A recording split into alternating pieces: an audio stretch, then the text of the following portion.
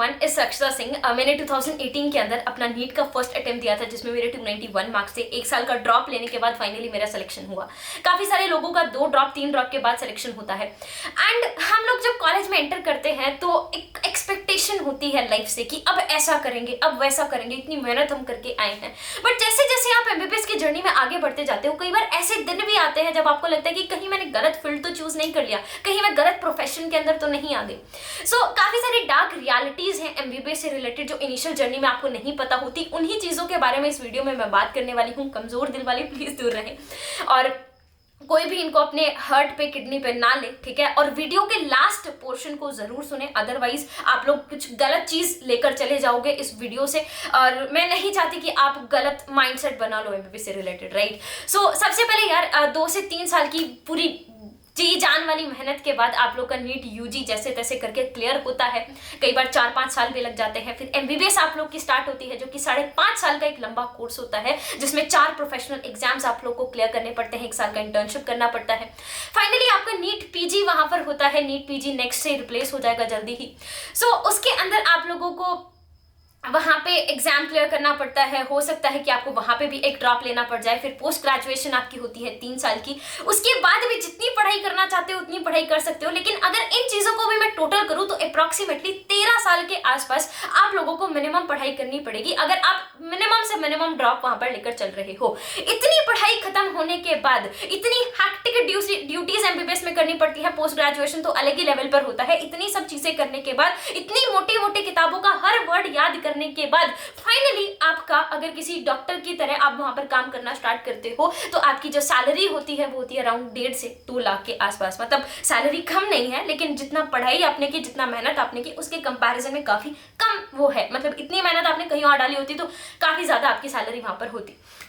और government college में अगर एडमिशन हो गया तो वेल एंड गुड। अगर नहीं हुआ तो आपको पता ही है प्राइवेट कॉलेज की जो फीस होती है वो तो अलग ही आसमान छू रही होती है यार।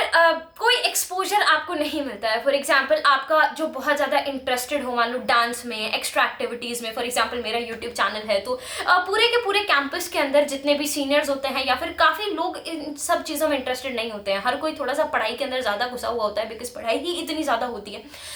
तो इन चीज़ों का एक्सपोजर आपको बहुत कम मिलता है। अगर आपको करना है, रेजिस्टेंस भी आपको आएगा, अपने दम पे करना पड़ेगा। सीनियर जूनियर रिलेशनशिप के बारे में आपने बहुत कहानियां सुनी होंगी मेडिकल कॉलेज के अंदर, तो थोड़ा सा वो चीज़ भी वहां पर टफ रहती है कई बार डील करना। कोई आपको वहां पर सपोर्ट करने नहीं आएगा, कोई आपकी हेल्प करने नहीं आएगा। जो आपको करना है अपने आप ही वहां पर करना है।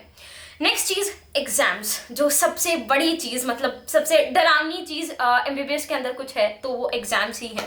फाइनल प्रोफेशनल एग्जाम्स, मतलब आपके पास वहां पर 2-3 महीने का वो जो फेज चलता है वो बहुत ज्यादा टफ फेज चलता है। मतलब पहले pre university exams, then university exams. एक तरीके से पूरा कॉन्टिन्यूसली 2-3 महीने आपको बस पढ़ाई करनी है, पढ़ाई करनी है, पढ़ाई करनी है। हर किसी को जिसको देखोगे वो पढ़ रहा है एक तरीके से। मतलब कई बार तो डिप्रेसिंग भी हो जाता है ये चीज कि यार बस कितना पढ़े यार, कितना पढ़े। टेंशन आपको होती है। देखो यार जो इंजीनियरिंग कॉलेजेस वगैरह होते हैं उनके अंदर सेमेस्टर्स हम लोग के होते हैं। मतलब 3 महीने के अंदर इतना सेमेस्टर हो गया, उसके बाद ये सिलेबस उनको दोबारा पढ़ने की जरूरत नहीं है। लेकिन अपने होते हैं प्रोफेशनल एग्जाम्स, मतलब पूरा 1 साल में जितनी आपने पढ़ाई करी वो पूरी की पूरी पढ़ाई हम लोगों के प्रोफेशनल एग्जाम के अंदर लास्ट में आ रही होगी, राइट। साथ में आपको नीट पीजी का भी आगे सोचना पड़ता है कि ये 4 साल हम लोगों के पास यहाँ पर हैं और अपना जो नीट पीजी होगा उसमें ये चारों के चारों साल का सिलेबस आएगा। तो ऐसा नहीं है कि फाइनल ईयर में आप हो और फर्स्ट ईयर का आप लोग भूल गए। ऑल्सो आप एक डॉक्टर बनने वाले हो यार, ऐसा तो नहीं है ना कि अच्छा ठीक है ये वाला चैप्टर मैं नहीं पढ़ रही हूँ बिकॉज ये वाला चीज मेरे लिए इंपॉर्टेंट नहीं है या फिर ये मुझे याद नहीं होता। बिकॉज आप एक डॉक्टर बनने वाले हो, किसी की लाइफ की रिस्पॉन्सिबिलिटी आपके ऊपर आने वाली है तो आपको हर चीज याद करनी पड़ती है। ऑल्सो एग्जाम्स के अंदर आपका कोई फिक्स नहीं होता। मतलब कई बार प्रोफेसर उसी क्वेश्चन पे किसी को नंबर ज्यादा दे देता है, किसी को कम देता है। 50% मिनिमम मार्क्स आपको लाने पड़ते हैं, अदरवाइज सप्ली आ जाती है जो कि 3 महीने बाद, 4 महीने बाद हम लोग के पास एग्जाम्स वहां पर जाकर होते हैं। एंड अगर सप्ली एग्जाम्स भी आप क्लियर ना कर पाओ तो फिर आपकी पूरा 1 साल का बैक आ जाता है। मतलब पूरा 1 साल आप जूनियर्स के साथ आपको अपनी पढ़ाई करनी पड़ेगी। और जो सीनियर जूनियर रिलेशनशिप इतना ज़्यादा रहता है तो शर्म भी बहुत आती है जब आपको अपने जूनियर्स के साथ बैठ के वहाँ पर पढ़ाई करनी पड़े। पूरा 1 साल का बैक लग गया। सिलेबस इतना ज़्यादा वॉलेटाइल होता है, जितना मतलब याद करोगे उतना ही निकलता जाएगा। कल क्या याद किया था मतलब कुछ भी याद नहीं रहता। एंड प्रोफेसर्स भी मतलब थोड़े बहुत स्ट्रिक्ट होते हैं। सब कुछ है, मतलब काफ़ी सारे लोग ऐसे होते हैं जिनको पढ़ाई करना बिल्कुल भी पसंद नहीं होता है, एंड लेकिन वो इस प्रोफेशन में जैसे तैसे करके उसकी सुन के घुस जाते हैं, तो उनको थोड़ी ज़्यादा प्रॉब्लम वहाँ पर आनी स्टार्ट हो जाती है। बिकॉज ऑल द टाइम ऐसा नहीं है कि आप पढ़ाई से दूर रहोगे। मैं ऐसा भी नहीं बोल रही कि बहुत ही पढ़ना पड़ेगा, अलग ही लेवल पे पढ़ना पड़ेगा, लेकिन आपको पढ़ाई के टच में रहना पड़ेगा, आपको मेहनत करनी पड़ेगी। अदरवाइज आपके पास कोई ऑप्शन नहीं है, कोई चॉइस नहीं है, आप पास किसी भी हालत में नहीं हो पाओगे। अगर अभी आप सोच रहे हो ना मेरे 90% आते हैं, 95% आते हैं, 96%, MBBS में सिर्फ पास होने के लिए भी कई बार रोना पड़ता है। बहुत छोटे मोटे एग्जाम्स ऐसे भी होते हैं जिनमें आप फेल भी हो जाते हो, बहुत ज़्यादा एग्जाम्स हम लोग के वहाँ पर होते हैं। और इतना सब फेस करने के बाद फाइनली जब इतनी पढ़ाई कर रहे हो, इतने exam back to back MBBS के 4.5 साल खत्म होने के बाद तब जाके आपको थोड़ा सा स्टाइपेंड मिलना स्टार्ट होता है। सो अगर मनी आपका मोटिवेशन है MBBS करने के लिए, सो भूल जाओ आपसे MBBS हो पाएगी। बहुत मुश्किल आपके लिए होगा, बिल्कुल जी जान निकल जाएगी, बहुत रोना निकलेगा।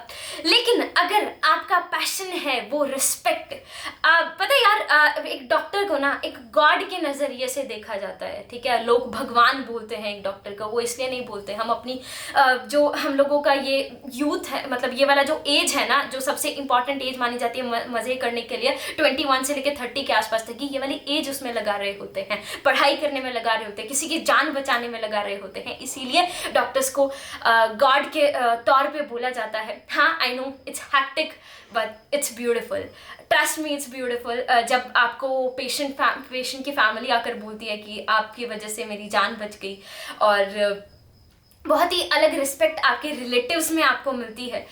मैं तो मतलब ये चीज़ बोलूँगी कि MBBS एक डिग्री नहीं है, MBBS एक ब्रांड है, ब्रांड, राइट।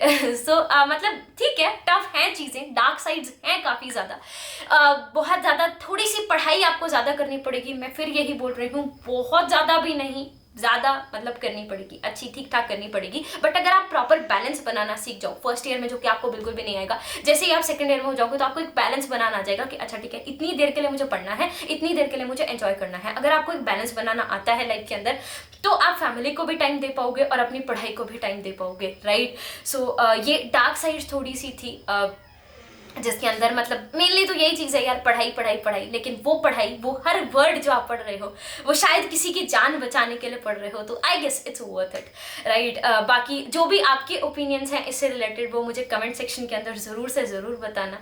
और आप लोग क्यों MBBS कर रहे हो, एक बार अगर सोच रहे हो, उस लीग में भाग रहे हो, हर साल इतने बच्चे प्रिपेयर करते हैं, हर कोई बोलता है कि MBBS टफ है, उसके बावजूद हर साल बच्चे प्रिपेयर करते हैं, तो कुछ ना कुछ तो आपका पैशन होगा, कुछ ना कुछ तो मोटिव होगा उसके पीछे, कुछ ना कुछ तो सोचा होगा आपने, राइट। सो नीचे कमेंट सेक्शन में मुझे ज़रूर बताना कि आप डॉक्टर क्यों बनना चाहते हो, आपका क्या पैशन है, आपका क्या मोटिव है, क्या सोच के आपने ये सोचा कि हाँ मुझे डॉक्टर बनना है, right. But trust me, MBBS is literally beautiful, MBBS is love, and that's it.